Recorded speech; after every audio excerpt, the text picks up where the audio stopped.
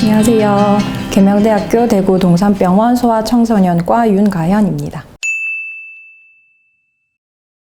흔히 감염, 염증, 종양 및 기타 질환 이렇게 세 가지로 나눠볼 수가 있고요. 제일 흔한 원인이 이제 감염인데 그 중에서도 우리가 흔히 말하는 감기와 장염이 가장 흔한 원인으로 볼 수 있습니다.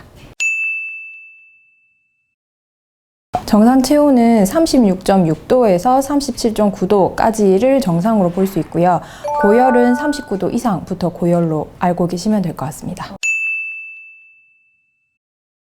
가장 중요한 것이 경구 해열제 복용입니다. 흔히들 쉽게 하시는 게 미지근한 물에 수건을 적셔서 아이들 몸을 닦여주시는 경우가 가장 흔하게 있는 실수 중에 하나인데, 보통 열이 나면 아이들이 많이 예민해지기도 하고 언짢아 하기 때문에 과하게 닦아주시게 되면 오히려 아이를 더 불편하게 할 수만 있고요. 편의점에서도 해열제 구매가 가능하시기 때문에 해열제를 빨리 먹이시고 가까운 병원으로 즉시 내원해 주시는 것이 가장 좋은 방법입니다.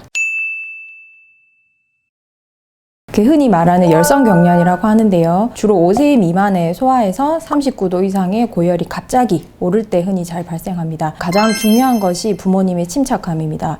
물론 이제 아이가 경련을 시작하게 되면 당황하시고 놀라시기 마련인데 침착하게 대처하시는 게 가장 중요합니다.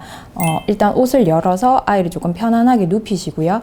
그다음에 경련 양상을 관찰해서 병원 의사에게 설명해 주신 것이 중요한데, 정신이 없으시다 보면 사실 잘 기억이 안 나시거든요. 그래서 흔히 할 수 있는 쉬운 방법으로 핸드폰 동영상 촬영을 해서 진료 시에 의사에게 동영상 촬영본을 보여주시게 되면 설명도 쉽고 의사가 진료하는 데 많은 도움이 될 것 같습니다. 열을 떨어뜨리기 위해서 좌약 형태로 된 해열제 사용을 해주시는 것이 좋고, 혹시나 경련을 할 때 구토가 동반되는 경우가 간혹 있는데 고개를 옆으로 돌려서 토사물이 기도를 막지 않도록 해주시는 것이 중요합니다.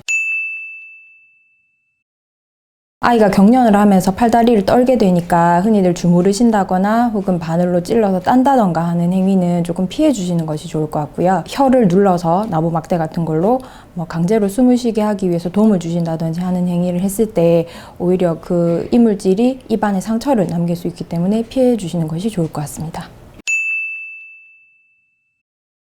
절대 그렇지 않습니다.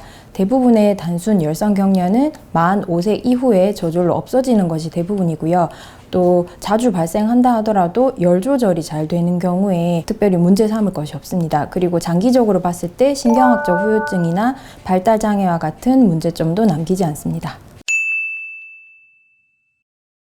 앞서 말씀드렸다시피 가장 흔한 원인이 감염, 감기나 장염 같은 것들이 열의 원인이기 때문에 감기와 장염을 예방하기 위해서는 우리가 요즘 이제 코로나 시대에 걸맞게 잘 알고 있는 깨끗한 손 씻기, 정확한 마스크 착용이 가장 좋은 방법이라고 생각합니다.